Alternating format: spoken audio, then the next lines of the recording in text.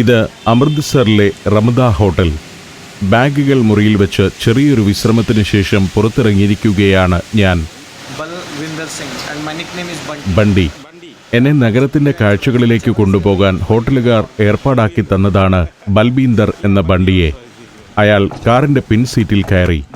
ആദ്യം സുവർണ ക്ഷേത്രത്തിലേക്ക് പോകാമെന്ന് ബൽബീന്ദർ പറയുന്നു. ഡ്രൈവർ സഞ്ജീവ് കുമാർ. ഇദ്ദേഹമാണ് എന്നെ എയർപോർട്ടിൽ നിന്ന് ഹോട്ടലിലേക്ക് കൊണ്ടുവന്നതും.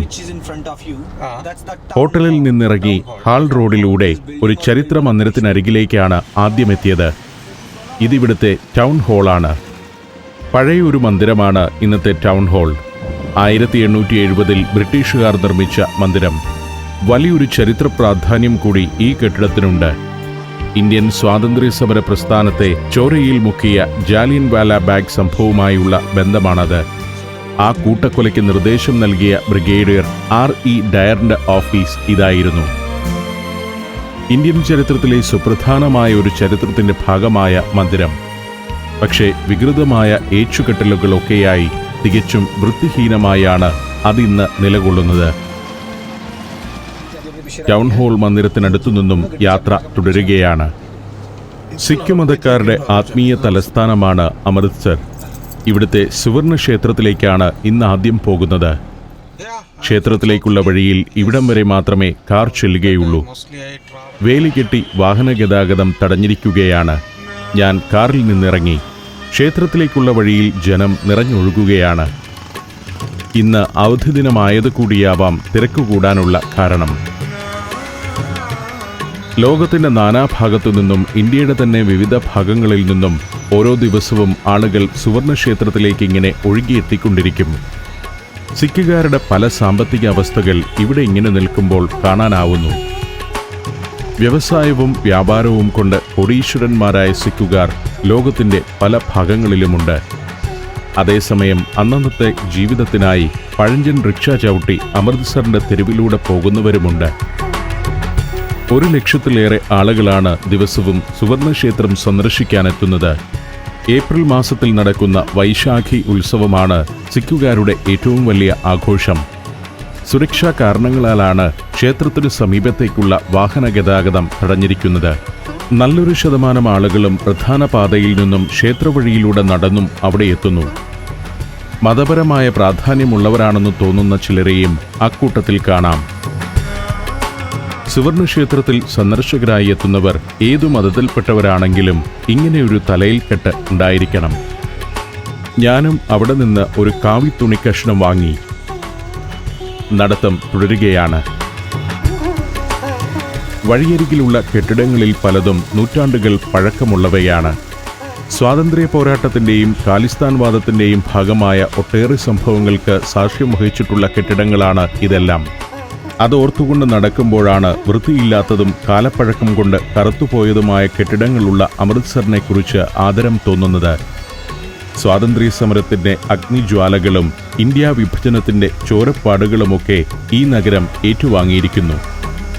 അമൃത്സറിൽ നിന്നും 28 കിലോമീറ്റർ സഞ്ചരിച്ചാൽ ഇന്ത്യ പാക് അതിർത്തിയിലെത്തും. രാജ്യം ഒന്നായിരുന്ന കാലത്ത് ലാഹോറിൽ നിന്നും അമൃത്സറിലേക്ക് നിരന്തരം വാഹനങ്ങൾ ഓടിയിരുന്ന ഒരു കാലമുണ്ട്. അക്കാലത്തെ ആളുകളുടെ ഇങ്ങേയറ്റത്തെ തലമുറയെ കച്ചവടക്കാരായും മറ്റും ഇവിടെയൊക്കെ കാണാം. വരിവരിയായി നീളുന്ന പൊലിമയില്ലാത്ത സൈക്കിൾ റിക്ഷകൾ. ഇവിടെ ഗുരുദാസ് റാം ജിലേബിവാല എന്ന ബോർഡ് വെച്ച ഒരു കടയുണ്ട്. പഞ്ചാബി ജിലേബി മാത്രമാണ് വിൽപ്പന. 4 തലമുറകളായി ഇവിടെ ജിലേബി കച്ചവടം നടത്തിവരുന്ന കുടുംബത്തിൻ്റെതാണ് കടയെന്ന് എനിക്കൊപ്പമുള്ള ബണ്ടി പറയുന്നു. കൂടുതൽ ജിലേബി ഉണ്ടാക്കി വെക്കില്ല. ആവശ്യക്കാർക്ക് അത് അപ്പപ്പോൾ ചുട്ടുകൊടുക്കുന്നതാണ് പതിവ്. ഓരോരുത്തരും ജിലേബി വാങ്ങിപ്പോകുമ്പോൾ ഒരാൾ തിളയ്ക്കുന്ന എണ്ണയിലേക്ക് മാവ് പിഴിഞ്ഞു വീഴ്ത്തുന്നു. പഞ്ചസാര പാനി ചേർത്ത മാവ് എണ്ണയിൽ കിടന്നു തിളയ്ക്കുന്നു. ഒരു തുണിയിൽ പൊതിഞ്ഞു കെട്ടിയ മാവാണ് എണ്ണയിലേക്ക് ധാരയായി വീഴ്ത്തുന്നത്. മറ്റു ചില പലഹാരങ്ങളും വണ്ടിയിൽ തള്ളിക്കൊണ്ടുപോകുന്ന ആളുകളെയും കാണാം. ശരിക്കും സുവർണക്ഷേത്രത്തിലേക്കുള്ള പ്രധാന പാത ഇതല്ല. അമൃത്സറിലെ സാധാരണ ജീവിതം കാണണമെന്ന് ഞാൻ ആവശ്യപ്പെട്ടത് പ്രകാരമാണ് ബണ്ടി ഇത്തരം ഇടുങ്ങിയ തെരുവുകളിലൂടെ കൊണ്ടുപോകുന്നത്. ഒടുവിൽ ഇടത്തെരുവിൽ നിന്നും വീതിയാർന്ന ഒരു പാതയിലേക്കിറങ്ങി. അങ്ങകലെ തൂവെള്ള നിറമുള്ള മകുടങ്ങളോട് കൂടിയ ഒരു വലിയ മന്ദിരം കാണാം. സുവർണക്ഷേത്ര കോംപ്ലക്സിന്റെ ചുറ്റുമതിലും അതിനോട് ചേർന്ന കെട്ടിടങ്ങളുമൊക്കെയാണത്. അതിനുള്ളിലാണ് സുവർണക്ഷേത്രം. വഴിയിൽ ജനപ്രവാഹമാണ്. പലയിടത്തും പുതിയ നിർമ്മാണ പ്രവർത്തനങ്ങൾ നടക്കുന്നുണ്ട്. മാർബിൾ കൊണ്ട് വിപുലമായൊരു ഷോപ്പിംഗ് കോംപ്ലക്സ് നിർമ്മിക്കുകയാണ് ഇവിടെ. ലോകത്തിന്റെ എല്ലാ ഭാഗത്തും സിക്കുകാരുണ്ട്. അതിമനോഹരമായാണ് സുവർണക്ഷേത്രവും പരിസരവും സംരക്ഷിച്ചു വരുന്നത്. ക്ഷേത്ര കോംപ്ലക്സിനകത്ത് കയറണമെങ്കിൽ പാദരക്ഷകൾ പുറത്തുവെക്കണം. ചെരുപ്പഴിച്ചു വെക്കാൻ കാത്തുനിൽക്കുന്ന ജനക്കൂട്ടം. എന്റെ ഷൂസ് വണ്ടി വാങ്ങിക്കൊണ്ടുപോയി സൂക്ഷിപ്പ് കേന്ദ്രത്തിൽ ഏൽപ്പിച്ചു. സുവർണക്ഷേത്ര കോംപ്ലക്സിന്റെ ചുറ്റോടു ചുറ്റും ഇങ്ങനെയൊരു കെട്ടിടമാണുള്ളത്. ഇതിൽ ഇപ്പോൾ ഷോപ്പുകൾ മുതൽ ബാങ്കുകൾ വരെ പ്രവർത്തിക്കുന്നുണ്ട്. സിഖ് സമുദായത്തിന്റെ ആഗോള ആസ്ഥാനം എന്ന നിലയിൽ അതുമായി ബന്ധപ്പെട്ട ഓഫീസുകളും മറ്റു സ്ഥാപനങ്ങളുമൊക്കെ ഇവിടെയാണ് പ്രവർത്തിക്കുന്നത്. ചുറ്റുമുള്ള മുറ്റം മാർബിൾ പതിച്ച് മനോഹരമാക്കിയിരിക്കുന്നു. ക്ഷേത്രത്തിലേക്ക് കടക്കുന്നതിന് മുൻപ് ഇവിടെ മുന്നിൽ ഇങ്ങനെ നിൽക്കുമ്പോൾ തന്നെ ആ മഹാസൗധത്തിന്റെ ആഢ്യത്വം കണ്ടറിയാം. ഇത്തരം 4 ഗോപുരങ്ങൾ ക്ഷേത്ര കോംപ്ലക്സിന്റെ 4 ഭാഗത്തുമായുണ്ട്. മനോഹരമായ ഒരു നിർമ്മിതി തന്നെയാണിത്. പൗരാണികതയുടെ ഭാവം നിലനിർത്തുന്ന വൃത്തിയുള്ള നിർമ്മിതി. അതിൽ പ്രവർത്തിക്കുന്ന ബാങ്കുകളുടെയും സ്ഥാപനങ്ങളുടെയും ബോർഡുകൾ മാത്രമാണ് മന്ദിര സൗന്ദര്യത്തിന് തെല്ലൊരു മങ്ങലേൽപ്പിക്കുന്നത്. സുവർണക്ഷേത്ര മുറ്റത്ത് ഏതു നേരത്തും സന്ദർശകരുടെ പ്രവാഹമാണ്. ദിവസത്തിൽ 24 മണിക്കൂറും സജീവമായ ഒരു ഇടം കൂടിയാണ് സുവർണക്ഷേത്രം. ഇനി ക്ഷേത്ര കോംപ്ലക്സിനകത്തേക്ക് കയറാമെന്ന് ഞാൻ തീരുമാനിച്ചു. കൈകാലുകൾ ശുചിയാക്കി വേണം ക്ഷേത്രത്തിലേക്ക് കയറാൻ. ഇവിടെ നിന്നും കൈ കഴുകാം. താഴെയുള്ള ഈ വെള്ളപ്പാത്തിയിലൂടെ നടന്ന് പാദങ്ങളും ശുദ്ധമാക്കാം. ഹസ്തപാദങ്ങൾ ശുദ്ധമാക്കി പടിപ്പുരയിലൂടെ ഞാൻ അകത്തേക്ക് നടന്നു. മകുടങ്ങളോട് കൂടിയ ഗോപുരത്തിനടിയിലൂടെയാണ് പോകുന്നത്. Alaska, Romania, Austria, Slovakia, Phuket 5 രാജ്യങ്ങളിൽ നിന്നുള്ള അപൂർവ സുന്ദരമായ അനേകം കാഴ്ചകൾ. ഫുൾ HD-യിലുള്ള ഈ അപൂർവ ദൃശ്യയാത്രാ വിവരണ ശേഖരം സ്വന്തമാക്കാൻ 99544422 എന്ന നമ്പറിലേക്ക് സഞ്ചാരം എന്ന് SMS ചെയ്യൂ. അങ്ങനെ നടന്നെത്തുമ്പോൾ അതാ എനിക്ക് കേട്ടുകേൾവി മാത്രമുണ്ടായിരുന്ന ആ സുവർണക്ഷേത്രം. ഇവിടെ നിന്നും കുറേ പടികൾ ഇറങ്ങണം. ക്ഷേത്രം നിൽക്കുന്ന അമൃതസരസിന് ചുറ്റുമായി മാർബിൾ കൊണ്ടുള്ള ഒരു പ്രദക്ഷിണ വഴിയുണ്ട്. വിശാലമായൊരു പൊയ്കയാണ് അമൃതസരസ്. അതിൻ്റെ മധ്യത്തിൽ ലോകപ്രശസ്തമായ സുവർണക്ഷേത്രം.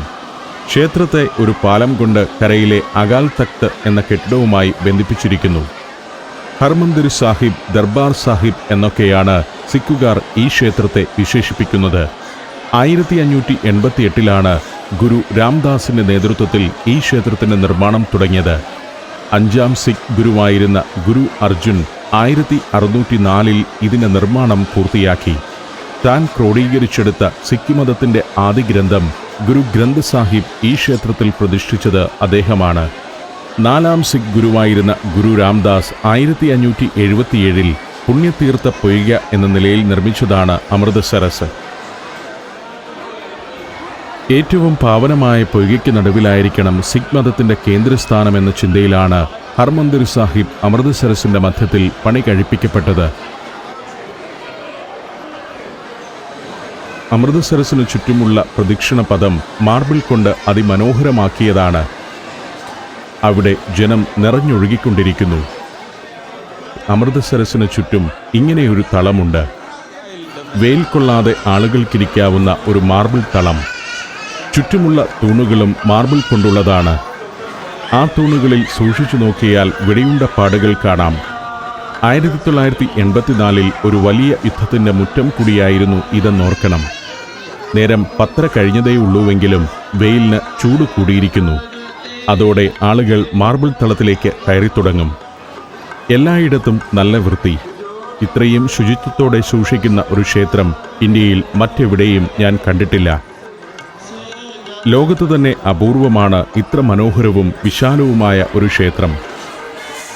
സുവർണ മകുടത്തോടുകൂടി അക്കാണുന്ന മന്ദിരമാണ് അകാൽ തഖ്ത്. ലോക സിഖ് മതത്തിൻ്റെ അധികാര കേന്ദ്രം ഇതാണെന്ന് പറയാം.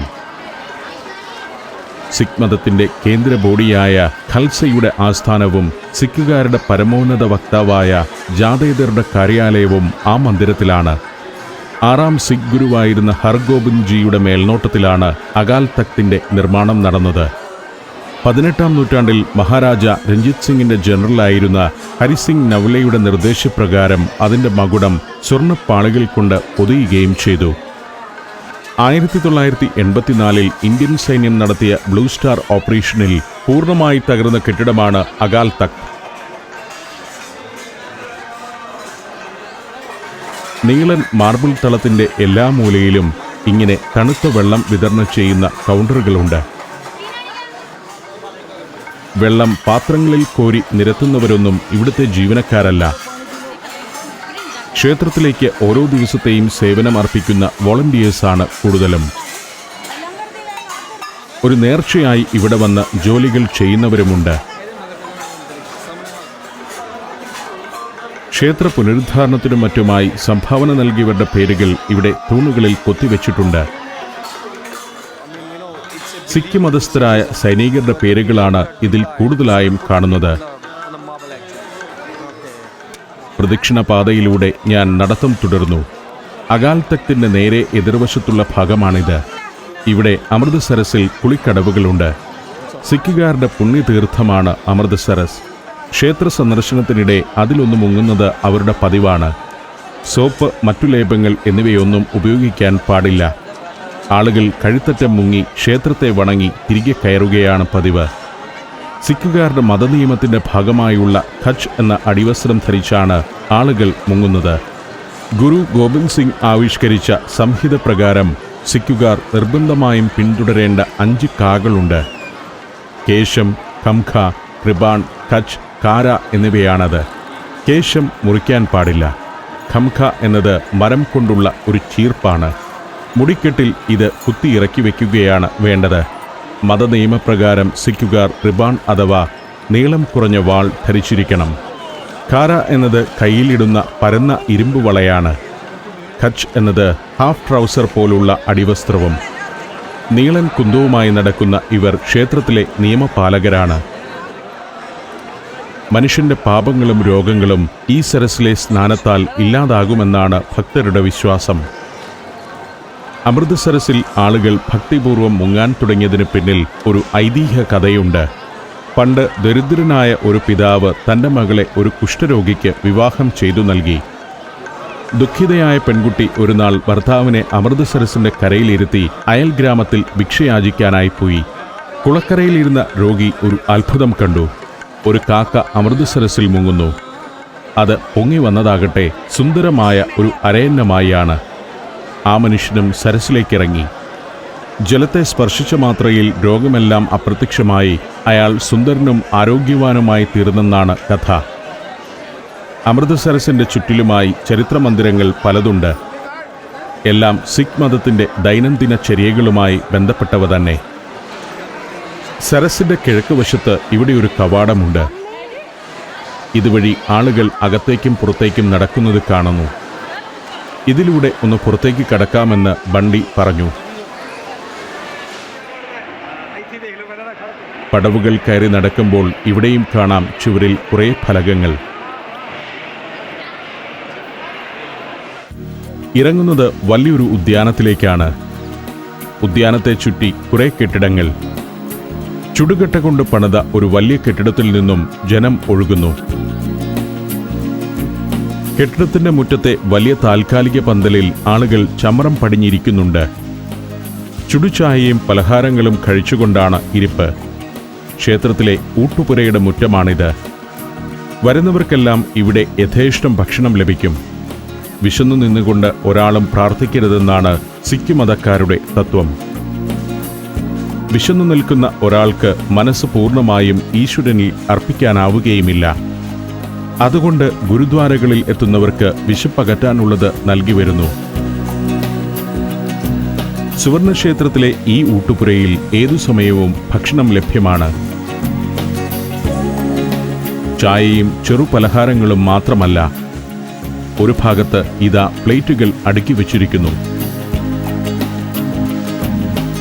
അവിടെ നിന്നും പ്ലേറ്റും ചെറുപാത്രങ്ങളുമൊക്കെ എടുത്ത് ആളുകൾ പടവുകൾ കയറി ഒരു ഹാളിലേക്ക് നടക്കുന്നു.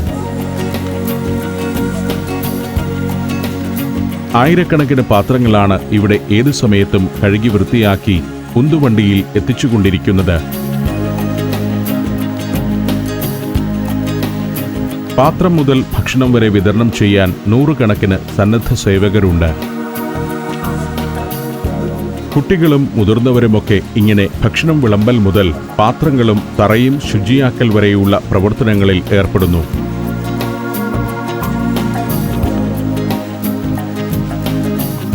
ഊട്ടുപുരയിൽ കാണുന്ന വിളമ്പുകാരും മറ്റ് ജോലികളിൽ ഏർപ്പെടുന്നവരുമെല്ലാം പാപപരിഹാരാർത്ഥമോ നേർച്ചയായോ ഇത് ചെയ്യാനെത്തുന്നവരാണ്. ഒരു ദിവസം ഇങ്ങനെ സേവനം ചെയ്യാൻ എത്തുന്നവർ മുതൽ മാസങ്ങളോളം ഇവിടെ താമസിച്ച് ജോലി ചെയ്യുന്നവർ വരെയുണ്ട്. 2 ഹാളിലായാണ് ഭക്ഷണം വിളമ്പുന്നത്. ഒരേ സമയം 5000 പേർക്ക് നിലത്ത് ചമ്രം പടിഞ്ഞിരുന്ന് ഭക്ഷണം കഴിക്കാം. റൊട്ടി, ചോറ്, പരിപ്പ് കറികൾ, നേർപ്പിച്ച പാല്, മോര് എന്നിവയൊക്കെയാണ് ഭക്ഷണം. പൂർണ്ണമായും വെജിറ്റേറിയൻ സദ്യ. ഗുരുക്ക ലങ്കർ എന്നാണ് ഈ ഊട്ടുപുര അറിയപ്പെടുന്നത്. എല്ലാവർക്കും തുല്യതയുള്ള ഭക്ഷണമെന്ന ഗുരുനാനാക്കിന്റെ ആശയമാണ് ഇവിടെ ഇന്നും പ്രാവർത്തികമാക്കി വരുന്നത്. ലോകത്ത് തന്നെ അത്ഭുതകരമായ ഒരു ഊട്ടുപുരയാണ് ഇതെന്ന് പറയാം. സാധാരണ ദിവസങ്ങളിൽ 80,000 മുതൽ 1,00,000 വരെ ആളുകൾക്കാണ് ഇവിടെ നിന്നും സൗജന്യ ഭക്ഷണം നൽകി വരുന്നത്. ഉത്സവനാളുകളിൽ ആളുകളുടെ എണ്ണം 3,00,000 വരെ ഉയരുന്നു. ഗുരുക്ക ലങ്കറിന്റെ നടത്തിപ്പിനായി ഇവിടെ പ്രത്യേക സമിതി തന്നെയുണ്ട്. ലോകമെങ്ങുമുള്ള സിഖുകാരിൽ നിന്നും സംഭാവനയായി ലഭിക്കുന്ന പണം കൊണ്ടാണ് ഈ അന്നദാനം നടപ്പാക്കി വരുന്നത്. ഈ ഊട്ടുപുരയിൽ എല്ലാവരും തുല്യരാണ്. പണ്ഡിത പാമര വ്യത്യാസമില്ലാതെ, ധനികനെന്നോ ദരിദ്രനെന്നോ വേർതിരിവില്ലാതെ, ലിംഗവ്യത്യാസമില്ലാതെ എല്ലാവരും തറയിൽ ഒരുമിച്ചിരുന്ന് ഭക്ഷണം കഴിക്കുന്നു. പല വിഭവങ്ങളുണ്ട്. ആരോഗ്യപ്രശ്നമുള്ളവർക്ക് കഴിക്കാൻ പ്രത്യേകം തയ്യാറാക്കുന്ന ഭക്ഷണം വേറെ. സേവാദർ എന്നറിയപ്പെടുന്ന സന്നദ്ധ പ്രവർത്തകരും സേവനത്തിനായി സ്വയം സമർപ്പിച്ചെത്തുന്നവരും ഇവിടെ 24 മണിക്കൂറും ജോലി ചെയ്തുകൊണ്ടേയിരിക്കുന്നു. കെട്ടിടത്തിന്റെ മറ്റൊരു ഭാഗത്തേക്ക് ചെല്ലുമ്പോൾ കുറെ സന്നദ്ധ പ്രവർത്തകർ ഇരുന്ന് പാചകത്തിന് വേണ്ടത് ഒരുക്കുകയാണ്. വെളുത്തുള്ളി തൊലി പൊളിക്കുന്നത് മുതൽ റൊട്ടി എണ്ണി അടുക്കുന്നത് വരെ ഇവരാണ്. തൊട്ടടുത്ത് വലിയൊരു ഹാളുണ്ട്. അതിനകത്ത് യന്ത്രസഹായത്തോടെ റൊട്ടി തയ്യാറാക്കുകയാണ്. ഗോതമ്പ് മാവ് കുഴയ്ക്കാൻ ഒരു യന്ത്രം. അതിങ്ങനെ വലിയ ഉരുളകളാക്കി മേശമേൽ എത്തുന്നു. അവിടെ നിന്നും മാവ് മറ്റൊരു യന്ത്രത്തിലേക്ക്. യന്ത്രത്തിലെ ഒരു അറയിലേക്ക് കുഴച്ച മാവ് തള്ളിക്കയറ്റുന്നു. ഇത്തരം 3 യന്ത്രങ്ങളുണ്ട് ഇവിടെ. ഈ ജോലി ചെയ്യുന്നതൊക്കെ സന്നദ്ധ സേവകർ തന്നെയാണ്.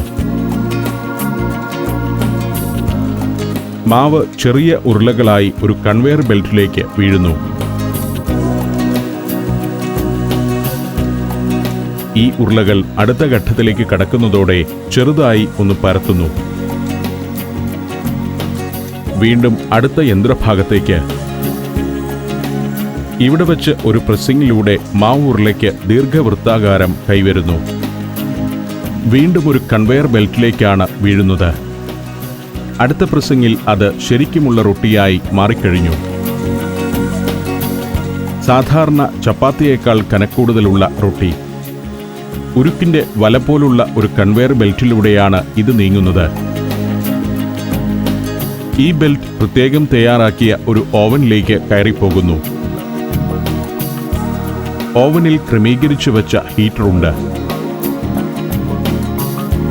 അതിലൊന്ന് കയറിയിറങ്ങുമ്പോൾ നല്ലവണ്ണം വെന്ത റൊട്ടിയാണ് പുറത്തുവരുന്നത്.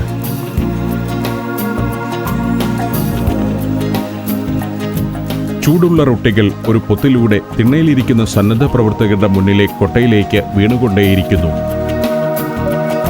മണിക്കൂറിൽ 1,00,000 റൊട്ടിയാണ് ഇങ്ങനെ ഇവിടെ ചുട്ടെടുക്കുന്നത്. അതിലെ കരിയും പൊടിയുമൊക്കെ തട്ടിക്കളഞ്ഞ് അടുക്കി ഒതുക്കി കൂടകളിലേക്ക് മാറ്റുകയാണ് ഇവരുടെ ജോലി. 100 ക്വിൻ്റൽ ഗോതമ്പാണ് ഇവിടെ ഓരോ ദിവസവും റൊട്ടി നിർമ്മാണത്തിനായി ഉപയോഗിക്കുന്നത്. അടുക്കി വെച്ചുകൊണ്ടിരിക്കുന്ന റൊട്ടി തൊട്ടടുത്ത നിമിഷം തന്നെ ഊട്ടുപുരയിലേക്ക് എത്തുന്നു. ഒരിക്കലും നിലയ്ക്കാത്ത അന്നദാനത്തിന്റെ അത്ഭുതകരമായ ആ കാഴ്ചയിൽ നിന്ന് ഞാൻ വീണ്ടും പുറത്തേക്കിറങ്ങി. വലിയൊരു ചരിത്രവും വിശ്വാസ പാരമ്പര്യവും മാത്രമല്ല, വലിയൊരു ദുരന്തത്തിന്റെ ഓർമ്മകളുമുണ്ട് സുവർണക്ഷേത്രത്തിന്. അതിന്റെ അറിവുകളിലേക്കിറങ്ങാൻ കിഴക്കേ ഗോപുരം ലക്ഷ്യമാക്കി ഞാൻ നടത്തം തുടർന്നു.